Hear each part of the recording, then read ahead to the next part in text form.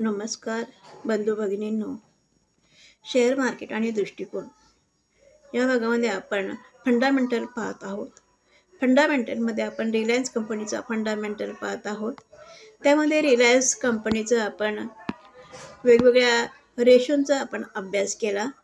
त्यानंतर रिलायन्स कंपनीच्या शेअरचा आपण चार्ट पाहिला. त्यानंतर रिलायन्स कंपनीशी तुलना करणाऱ्या इतर कोणत्या कंपन्या आहेत या सर्व कंपन्या आपण पाहिल्या. त्यानंतर रिलायन्स कंपनीचा क्वार्टरली रिझल्ट आपण पाहणार आहोत. रिलायन्स कंपनीचा हा क्वार्टरली रिझल्ट आहे. बघा, या ठिकाणी डिसेंबर 2020 पासून ते डिसेंबर 2023 पर्यंतचा क्वार्टरली रिझल्ट दाखवला आहे. क्वार्टरली रिझल्ट म्हणजे दर 3 महिन्यांनी येणारा रिझल्ट. कोणत्याही कंपनीचा प्रगतीचा रिझल्ट हा दर 3 महिन्यांनी येत असतो. व प्रगती झाली आहे का लॉस, म्हणजे प्रॉफिट झाला आहे का लॉस झालेला आहे, ते स्टेटमेंट पाहिल्यानंतर आपल्याला कळते. तर या ठिकाणी बघा, पहिला मुद्दा दाखवला आहे सेल्स. तर सेल्स दाखवला आहे. दुसरा आहे एक्सपेन्सिस, म्हणजे खर्च दाखवलेला आहे. पहिलं सेल्स दाखवलेला आहे. तर आपण डिसेंबर 2022 आणि डिसेंबर 2023 यांची तुलना करूया.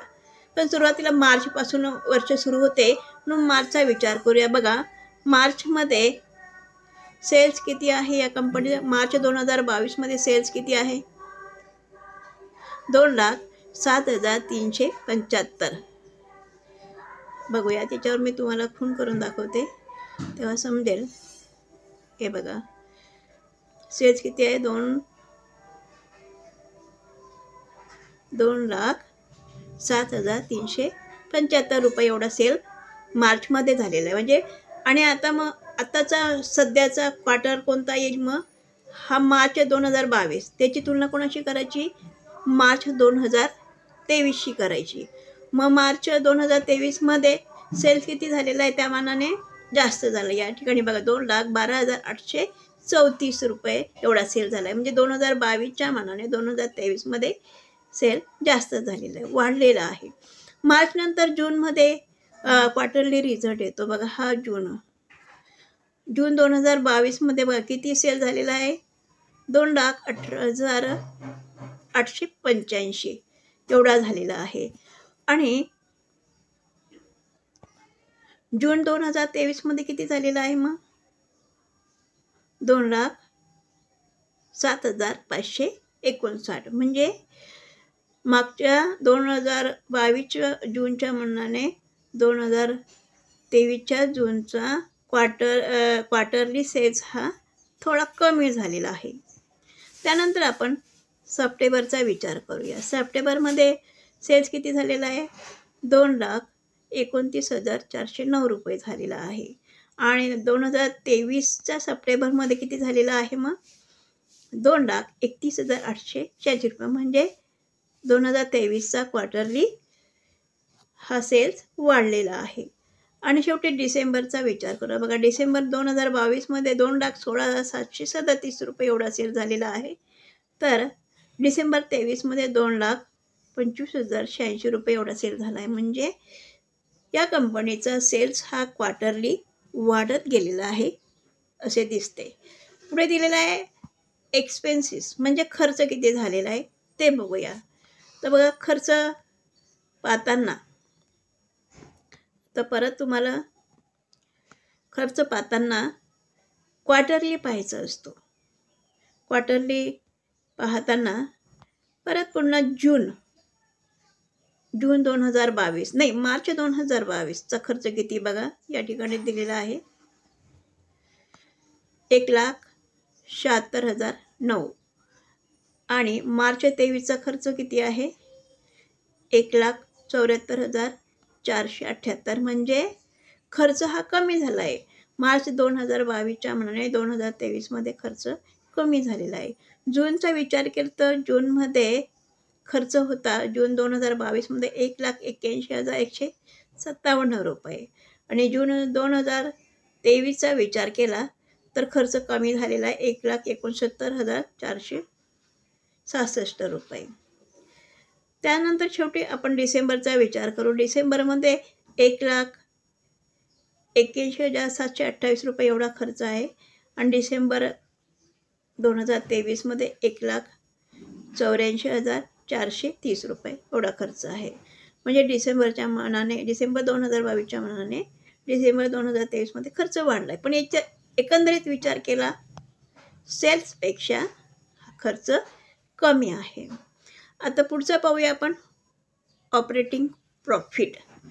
ऑपरेटिंग प्रॉफिट पाहता नसताना आपण फक्त क्वार्टरली पाहूया. तर बघा मार्च 2022मध्ये क्वार्टरली प्रॉफिट ऑपरेटिंग प्रॉफिट किती आहे क्वार्टरली ₹31,366 आणि मार्च 2023मध्ये किती आहे ₹38,356. त्यानंतर मार्च 2022 जूनमध्ये ₹37,698 आणि जून 2023मध्ये ₹38,093 आणि शेवटचा विचार केला डिसेंबरचा विचार केला तर डिसेंबर 2022मध्ये ₹35,009 आणि डिसेंबर 2023मध्ये ₹40,656. तर प्रॉफिटचा विचार केला तर ऑपरेटिंग प्रॉफिट हा वाढलेला आहे. ऑपरेटिंग प्रॉफिट म्हणजे स्थूल उत्पन्न किंवा स्थूल नफा असं म्हणावं लागेल. त्यानंतर पुढचं आहे बघा ऑपरेटिंग प्रॉफिट मार्जिन टक्केवारीमध्ये दिले. म्हणजे मार्जिन किती आहे बघा ऑपरेटिंग प्रॉफिटमध्ये. सुरुवातीला 18%, 16%, 17% अशा पद्धतीनं हे मार्जिन पुढे बघा 18% वाढत गेलेलं आहे. म्हणजे प्रॉफिट हा वाढत गेलेला दिसतो. अदर इन्कम दिलेला आहे. या कंपनी आणखी इतर गोष्टी असतात या कंपनीच्या चालू इतर ठिकाणी इन्व्हेस्टमेंट केलेले असते किंवा इतर ठिकाणी अजून काही गोष्टी असतात किंवा जागा भाड्याने देणे वगैरे इमारत भाड्याने देणे. तर अदर इन्कम पण कंपनीला मिळत असते. या अदर इन्कममध्ये वाढ झाली का बघा. डिसेंबर 2022मध्ये 3,377 कोटी होतं आणि डिसेंबर 2023मध्ये 4,022 होतं. इंटरेस्ट ह्या कंपनीवर म्हणजे इंटरेस्ट किती आहे, किती भरते इंटरेस्ट ते पाहूया. बघा डिसेंबर 2022मध्ये ₹5,201 होता आणि डिसेंबर 2023मध्ये 5,789 आहे.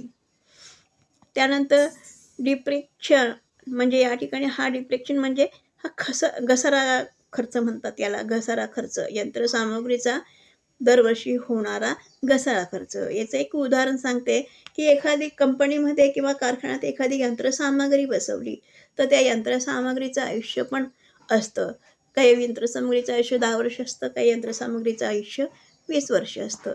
असं त्या यंत्रसामग्रीचं आयुष्य धरून त्या यंत्रसामग्रीला आपण किती किंमत मोजलेली आहे त्या किमतीला तेवढ्या वर्षांनी भागितलं जातं आणि जी रक्कम येते तो घसारा खर्च असतो आणि तो घसारा खर्च दरवर्षी एकूण प्रॉफिटमधून एकूण उत्पन्नातून वजा केला जातो. तर घसारा खर्च किती आहे तो दिलेला आहे बघा. घसारा खर्च डिसेंबर 22मध्ये 10,183 आणि डिसेंबर 2023मध्ये 12,903 दिलेला आहे. आता प्रॉफिट बिफोर टॅक्स म्हणजे टॅक्स भरण्या अगोदर कंपनीचा प्रॉफिट किती आहे तर बघा डिसेंबरमध्ये ₹23,002 आहे आणि डिसेंबर 2023मध्ये ₹25,986 आहे. टॅक्स किती भरतात ते दिलेलं आहे बघा. हा टॅक्सचं प्रमाण वाढलं आहे म्हणजे टॅक्स भरपूर प्रमाणात भरला जात आहे. डिसेंबर 2022मध्ये 23% भरला आहे, डिसेंबर 2023मध्ये 24% भरला. म्हणजे टॅक्स भरल्यानंतर मग नेट प्रॉफिट किती मिळालेला आहे मग तर डिसेंबरमध्ये 17,806 कोटी रुपये मिळालेले आहे आणि डिसेंबर 23मध्ये 19,641 रुपये मिळालेले आहेत. तर अशा पद्धतीने नेट प्रॉफिट हा दरवर्षी वाढत गेलेला आहे. तर अशी ही तुलना केली असता क्वार्टरली तुलना केली असता त्याच्यामध्ये सेल्स वाढतोय का आणि सेलच्या मानाने खर्च कमी आहे ना हे पण पाहिलं पाहिजे. त्यानंतर या कंपनीचा इतर इन्कम पण आहे ना, त्यानंतर ही कंपनी टॅक्स भरते आहे ना, त्यानंतर टॅक्स भरल्यानंतर नेट प्रॉफिट हा वाढलेला दिसतो आहे ना. हे सर्व गोष्टी आपण या क्वार्टरली रिझल्टमध्ये पाहिल्या पाहिजेत. तर ह्या सगळे जर अनुकूल असेल तर त्या कंपनीचा शेअर घ्यायला काही हरकत नाही. तर माझा हा व्हिडिओ तुम्हाला आवडला असेल तर लाईक करा, शेअर करा आणि सबस्क्राईब करा. तुम्हाला काही शंका असतील तर तुम्ही विचारू शकता. धन्यवाद.